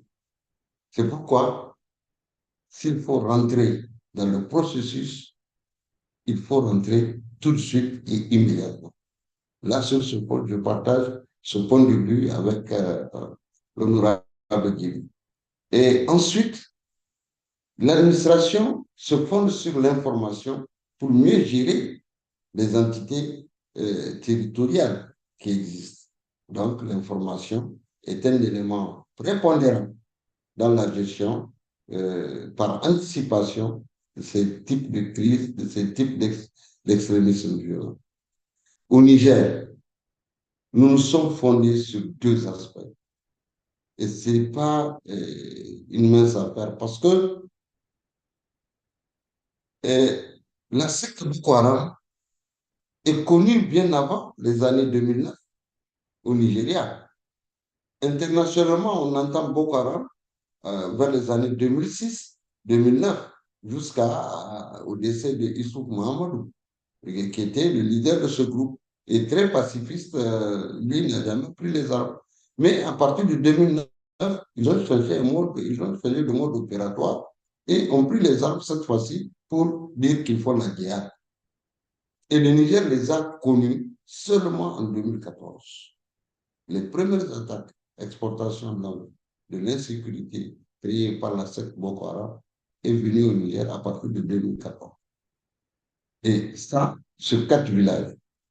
Et dès l'instant où c'est arrivé, tout de suite, les services de renseignement ont mis à fond la manivelle, enfin, la pédale à fond la caisse pour maintenant anticiper sur l'information et anticiper sur les actions, les incursions de Boko Haram. Parce que Boko Haram n'était pas au Niger, il faisait juste des incursions sur le territoire nigérien, notamment dans des villages qui sont très exposés comme Bosso, comme Toumour, comme Chetimari, comme Guesqueou, qui étaient vraiment le long de la Komadou face à la frontière. Et dès l'instant où ils ont compris qu'il y a une faille, l'État, le gouvernement, après avoir fait une bonne gestion des informations, a passé à l'offensive. L'offensive, c'était de mesurer l'ampleur de la crise.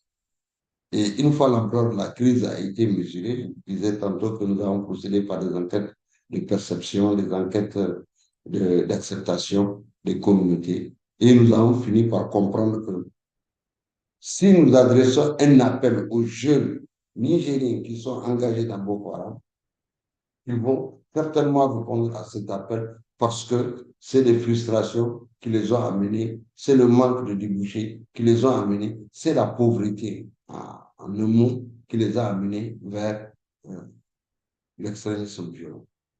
Et donc, en lançant l'appel et en offrant plus de possibilités à ces jeunes de se recréer, ils vont revenir. Et c'est ce qu'on va dire à tous nos amis. Je sais que le cadre est en train de monter le processus. Je sais également que le Cameroun est en cours de monter le processus parce que le Nigeria et le Niger sont déjà un peu passés, un peu pas maîtres, mais ils maîtrisent quand même cette situation de gestion de crise à travers les mesures incitatives. Je demanderai aux pays qui n'ont pas encore connu, mais qui sont dans la ligne jaune, de connaître l'insécurité sur leur territoire, selon le plan de leur territoire, de démarrer le plus tôt possible. Le plus tôt possible pour enrayer le mal des origines. Parce qu'il ne sert à rien d'attendre que ça ait de l'ampleur pour gérer.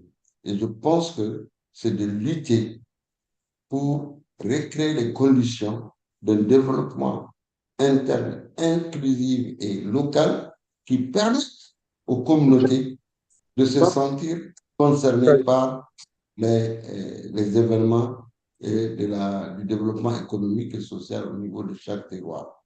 Et je pense que nous avons beaucoup fait une situation de récapitulatif sur nos terres, ce qui nous a permis d'aller de l'avant.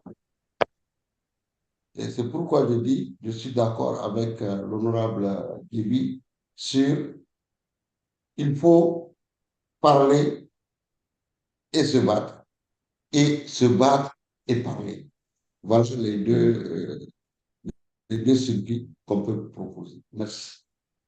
C'est moi qui vous remercie et je pense que ça permet de mettre de l'avant qu'en réalité, le bon moment pour commencer, c'était déjà hier et qu'il faut le faire le plus rapidement possible et qu'en réalité, il faut penser à toutes ces actions, qu'elles soient militaires ou non militaires, comme des actions qui sont complémentaires et pas comme des actions qui doivent être mises dans une séquence très précise, mais véritablement comme des actions qui peuvent pousser la résolution du conflit dans la bonne direction.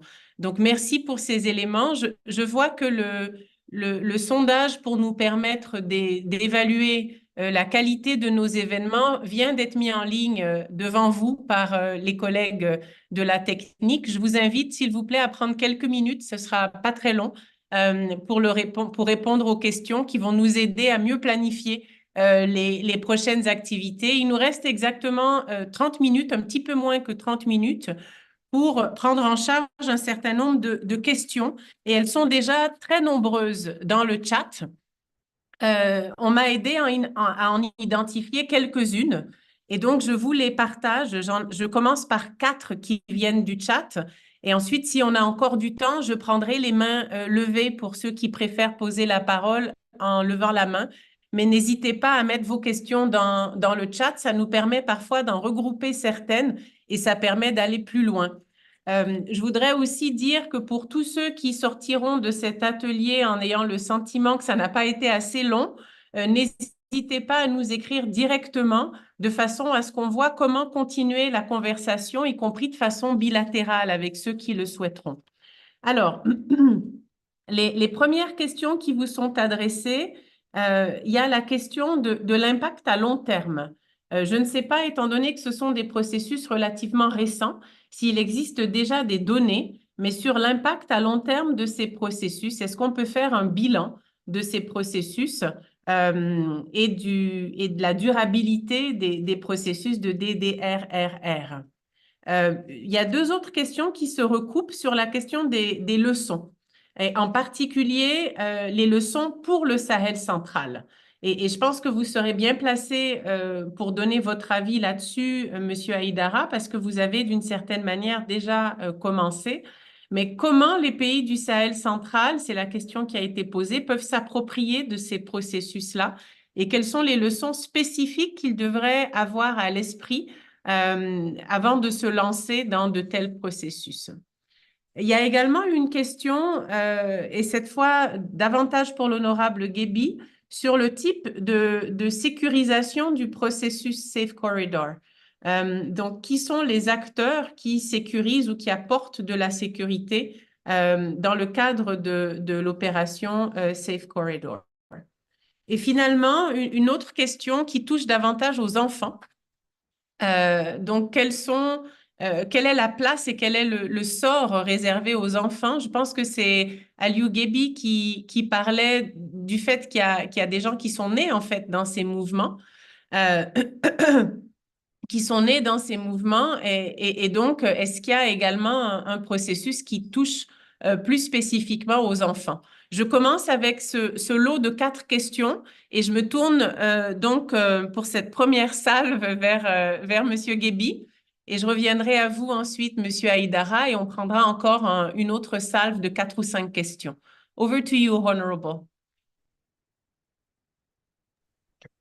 Thank you very much, Laurie. In terms of Safe Corridor, the question, if I get you right, the security, participation, the physical structure of Safe Corridor. Safe Corridor is one of the most successful multi-stakeholder activity and processes in the history of Nigeria. In Safe Corridor, you have almost the whole of government. Can you hear me? Can you hear me? Okay. Yes. You have, all right, you have almost Right, you have almost the whole of government, if not the whole of government, from civil defense to the police, to the immigration, traffic police, prison officials, etc. The military, curiously enough, only provide the perimeter security, and the camp commandant is military. The national coordinator, up until recently, also is military. And the reason being, it started off as a very covert process. And of course, you know, these are armed adversaries coming out. You need only the military to provide the security and to coordinate it. You would not trust a civilian actor to perhaps coordinate the processes. But as Safe Corridor is evolving, not only do we have whole of government participation in the process, you also have partners like IOM supporting on the ground. You have EU, etc., and etc. So the military is now scaled back, doing what it should be doing, providing the perimeter security and the day-by-day administration of the camp. Now, curiously enough, just recently, the CDS, in his wisdom, thought it's about time we have a civilian co-coordinator who should be doing other things that a man in uniform should not be doing. For example, lobbying National Assembly for legislation, for funding, interfacing with traditional layers of our society, civilian components, civil society, etc., and etc. So this is how the structure is of Safe Corridor in a nutshell. Now, the question about children. Now, this is a very interesting and nice question to ask, because it gives an opportunity to showcase the Borno model. The difference between the Borno model and Operation Safe Corridor, despite the fact that they both feed the one feeds into the other. And if there wasn't a Safe Corridor, there wouldn't be a Borno model. In Borno model, the exits, you allow families to remain together because largely these are not fighters, or they are low-level fighters or conscripts, as they call them, low risk. They are allowed to remain with their family. And it is also a type of therapy, a form of therapy for them to remain within a space that they know and they can control. So when they exit after being profiled, one of the conditions, in fact, one of the things Governor Zulum used to entice them more to come out is when you come out, you'll stay with your family. To the extent that some of them will say, when we come out, we don't want to go to Safe Corridor because we want to stay with our families. So Borno model addresses that, where the children are left in the care of the family. And of course, you have government layers upon layers upon layers of structures that cater for the needs of the children with absolute specificity. Can you hear me? Yes, the line broke out just briefly, but we hear you. Please continue. Okay. But there has been thought about a Safe Corridor for family, or reunification centers after Safe Corridor, halfway houses before they are injected back into society. So at least they can live in controllable or controlled spaces between themselves as family units before they are reintegrated into society. But also I must highlight, no minors whatsoever go to Safe Corridor. None whatsoever. And women do not go to Safe Corridor.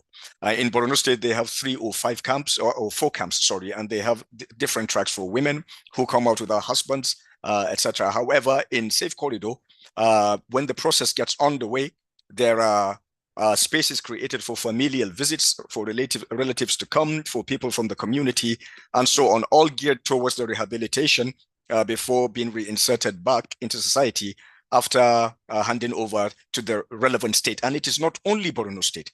There have been few from Bauchi, from other states in Nigeria. So this is how some of these things are handled. But in terms of security, the military provides the perimeter security. But operationally speaking, whole of government, including CSOs, INGOs, and NGOs. Thank you. Thank you very much. Monsieur Haïdara, est-ce qu'il y a un certain nombre de points sur lesquels vous voudriez réagir avant qu'on ne prenne une autre salve de questions?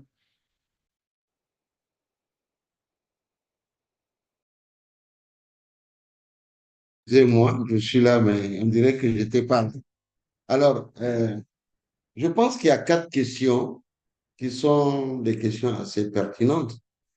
Effectivement, parlant de financement d'un programme DDR, ça ne fait pas légion. Les États sont obligés de mettre la main à la poche pour financer, et les partenaires ne sont pas légion dans le domaine. Au Niger, nous avons des longs moments d'existence des personnes qui sont sur les centres, qui durent très longtemps, plus que prévu, alors que nous prévoyons entre 3 et 6 mois, mais nous sommes obligés d'arriver à 7, 1 an, 7, 12 mois. C'est par manque de financement.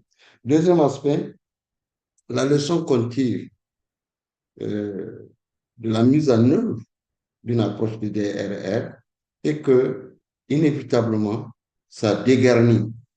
C'est-à-dire que ça contribue à la lutte d'une autre méthode, d'une autre manière. Que ce soit, c'est pas la manière militaire, mais ça dégarnit les rangs des groupes armés terroristes et ce qui les appauvrit sur le plan de leur campagne.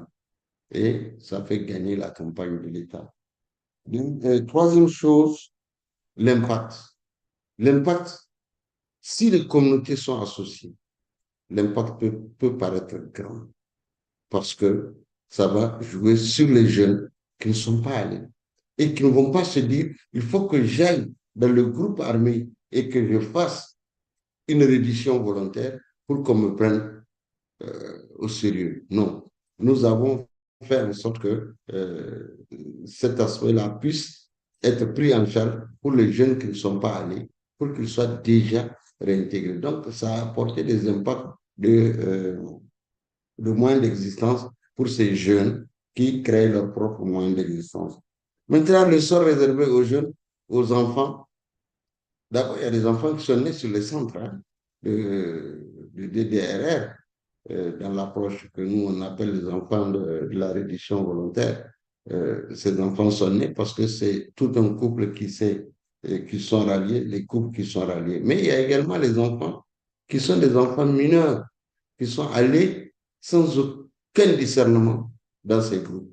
Et quand on les ramène, eux, ils ont un traitement de faveur parce qu'ils ne resteront jamais sur le même camp le même centre que les personnes adultes.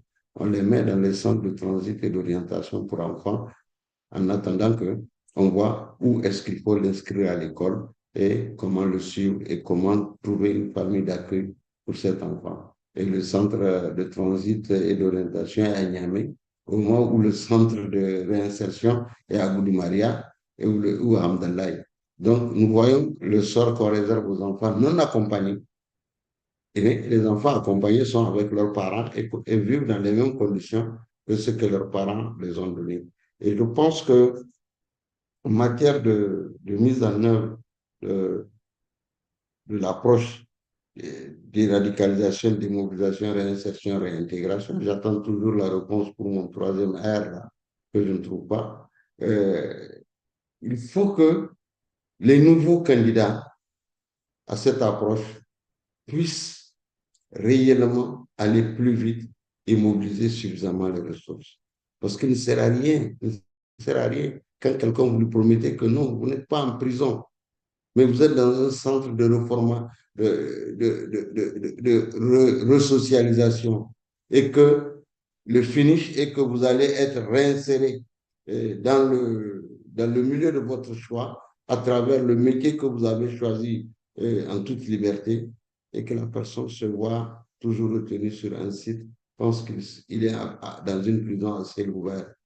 Et je rassure que nous avons des centres où les femmes, les mariés, les jeunes célibataires, les enfants mineurs pendant leur séjour de 2 mois, ils sont séparés. C'est-à-dire chacun est dans son petit coin pour éviter. Mais j'apprends aussi que nous avons fait des mariages sur les centres entre jeunes femmes célibataires et jeunes hommes célibataires qui, au moment des différentes formations, se rencontrent et sympathisent et ça arrive jusqu'au mariage. Et c'est ça, tout ça, ce sont des impacts positifs pour créer une vie de famille et pour ce qui. Voilà ce que je peux dire, docteur Louis. Merci, Monsieur Aïdara. Bon, sur la question du R, là, comme ça fait plusieurs fois que vous posez la question, alors nous, dans nos publications au niveau de l'Institut, on parle de désarmement, démobilisation, rapatriement, réintégration et réinstallation. Voilà. Après, je pense que c'est sujet à débat parce qu'il y a effectivement d'autres personnes qui mettent d'autres mots sous le D et d'autres mots encore sur le R. Non, C'est- Mhm, excuse-moi, le rapatriement, j'ai voulu parler de ça il y a déjà dans ma précédente intervention. En fait, nous, on a accueilli quand même des personnes de nationalité étrangère sur mhm, notre stand. mhm, Comme nous sommes, le Niger a souscrit à toute l'armada des Nations Unies en ce qui concerne les personnes expatriées et qui doivent rapatrier, s'ils le veulent, bien entendu, si elles le veulent, dans leur communauté d'origine. Nous étions obligés de faire appel au gouvernement nigérian qui a envoyé une équipe qui est partie à Difa euh, discuter avec 48 personnes qui sont réintégrées après le processus DDR de Boudou-Maria. Et sur les 48, il n'y a que 15 qui ont accepté de retourner. On a dit qu'on s'arrête à ce chiffre-là parce que c'est eux qui sont volontaires au retour au Nigeria. Le reste, ils vont être toujours réintégrés dans les familles de leur choix qu'ils ont choisi au Niger. C'est pour dire que actuellement, nous accueillons des personnes d'autres nationalités comme des Tchadiens, comme des Camerounais, sur le centre de Boulmaria. Mais nous procédons toujours à la réintégration selon leur choix. Maintenant, on informe quand même le pays. Vous avez des ressortissants de votre pays qui vont finir la formation. Est-ce que vous allez venir les rencontrer? Parce que ça dépend de vous. Voilà. bien. Donc, nous Merci. avons... Merci. Mhm. Merci, Monsieur Aïdara. Vous savez, chers participants, en août, nous avons organisé un débat, une discussion en ligne sur le même thème qui durait 1 heure et qui a été très frustrante parce que c'était trop court. On a rajouté 1 heure cette fois-ci pour que ça dure 2 heures et je suis dans le même état de frustration parce que j'ai le sentiment qu'on a encore beaucoup de choses à dire et qu'il y a encore de très nombreuses questions. J'en pose donc 2 supplémentaires avant qu'on ne soit malheureusement obligé de clore, j'allais dire, de rendre l'antenne. And the first question that I would like to ask is for you, Honorable Gaby, and I'm switching to English because it is paused in English. And the question is, how do we balance the need to give incentives for exit versus the need to give incentive for people not to join at all? So I suppose here it's the issue of prevention that this person is getting to, and something that you also highlighted. And then again, also another point that I would like to hear you on is the fact that, and this is from Marie Dupré, who says it may be difficult for populations to understand and agree with these processes, potentially feeling that extremist fighters are rewarded. So how do you ensure in either state, so it's both for Niger and Nigeria, the support of public opinion? Donc, le combat aussi de l'opinion publique. Monsieur Aïdara, cette question aussi, on aimerait pouvoir vous entendre là-dessus. So starting with you, Honorable Gaby, on the 2 points.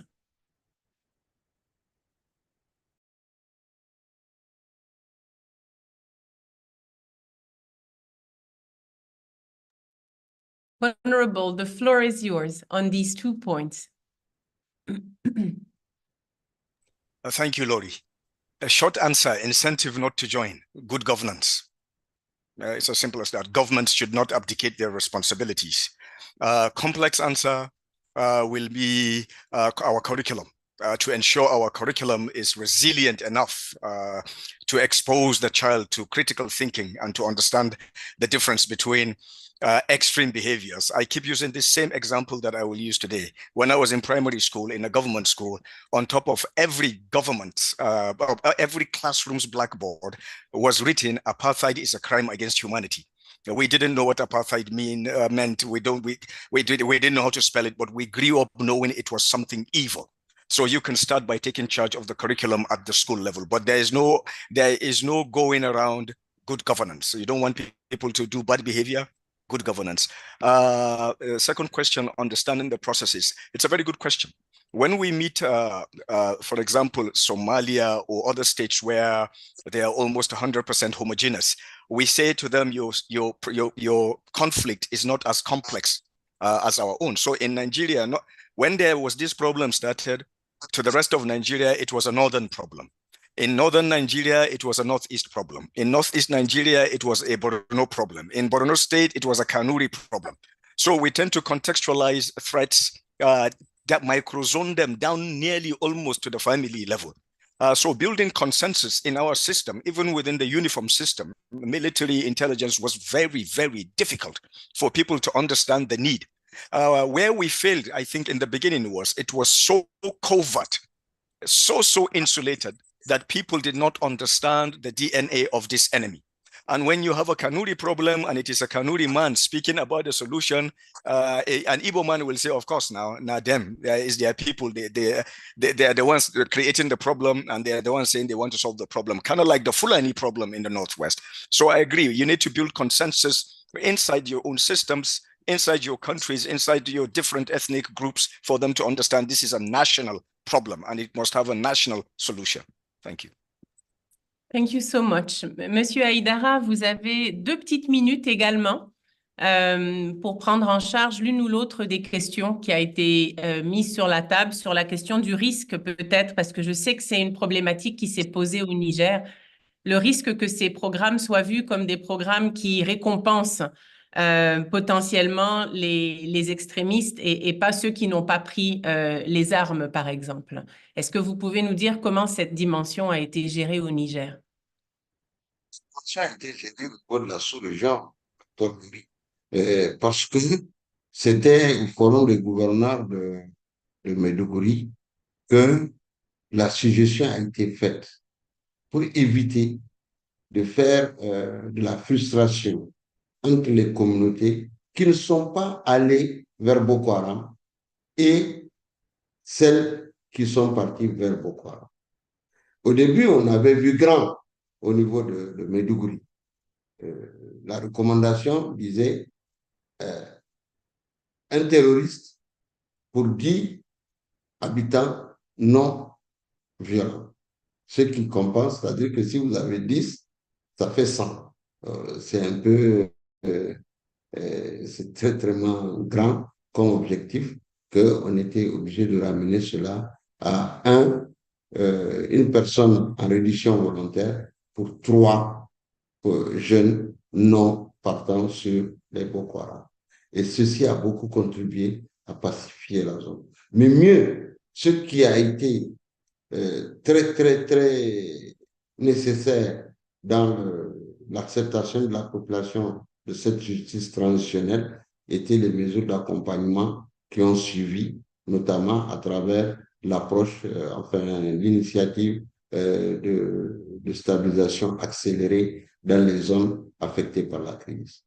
Nous savons que Bosso est une première victime. Bosso aujourd'hui a même d'apporter une réponse de l'existence économique des communautés de Bosso. Tout le monde est en passe de le faire, etc., etc. Je ne vais pas citer tous les noms des villages barois qui ont quitté parce qu'ils étaient elles étaient les premières victimes des exactions Boko Haram. Et quand elles sont revenues réinstallées et la vie économique a repris, la vie normale a repris, ce qui a permis aux communautés d'accepter que réellement l'accompagnement est visible et palpable. Et la productivité des communautés a augmenté par rapport à leur position dans un centre de déplacés internes ou dans un centre de retournés ou de réfugiés dans n'importe quelle position dans le bassin du lac Tchad. Et aujourd'hui, force est de reconnaître que la première option, une personne repentie pour 3 jeunes non allés à Boko Haram, a permis d'endiguer le mal chez les jeunes, parce que c'est les jeunes qui sont victimes et les jeunes qui sont enrôlés, doublement donc victimes. Et les jeunes n'ont pas manqué de le dire.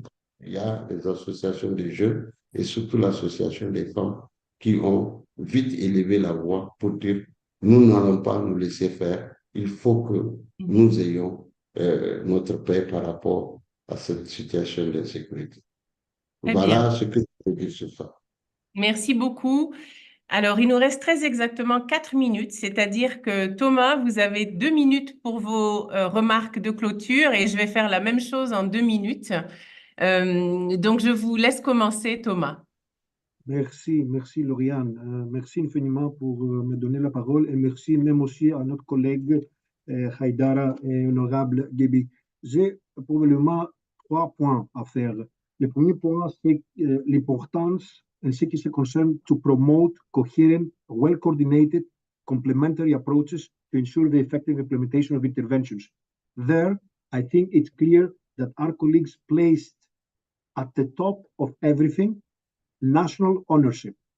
And I think, let me highlight how much I learned from you today, Mr. Haidar and Mr. Gebi, is an enormous amount of information that I gathered, and I'm sure also my colleague Mario, on different aspects, including the aspects of women, the aspect of how you interact with those armed formations, both militarily and also through non-military means, how you combine those efforts and how eventually you allow for dialogue to continue being part of the process. And this is, honestly, I have goosebumps because I remember 5-7 years ago when we were trying to raise the importance of dialogue right and left, we were slamming our wrists, including within our system, for actually taking a very moderate approach with these groups. So I'm very happy to see today that we're moving forward with complementary approaches and with approaches that allows us to understand how these armed formations come to play a role in these contexts and how actually we can collectively address them. I'm not going to go through the various things that I have collected, only to highlight that I fully agree about the whole aspect of countering while also including prevention at the heart of interventions. And I wouldn't agree more with both colleagues about good governance. I think that's key to what concerns the final solution that we all hope to have in this context. Excellent. Final word. With your permission, Mr. Gebi, I will quote you again and again that these people did not fall from the sky. I think that as well the other quote that we have in our section, that one size doesn't fit no one out there, with the fact that these people certainly did not fall from the sky, will now be part of our narrative. Thank you. Back to you, Lauriane, and many thanks again for this opportunity to support this event today. Thank you. Thank you very much, Thomas. And I would like to thank sincerely our panelists, Honorable Gebi, Monsieur Haidara, Malik, Mario, for excellent presentations and to really present data that is available, unfortunately not very available publicly. I want to highlight that this event will remain online. So if any of your colleagues or partners want to watch it, it will be online on the ISS platform, and we will make sure the link is shared with all participants. So I want to really thank you for your presentation. I want to thank the participants for making time. I want to thank UNDPO for their participations. And I want to thank the governments of Denmark, Ireland, the Netherlands, Norway, Sweden, and the Bosch Foundation for their kind support to the ISS. I wish everyone an excellent afternoon, evening, morning if you're in New York. And please feel free to reach out, including to Malik, whose email has been put in the chat box, if you want to follow up in any shape or form.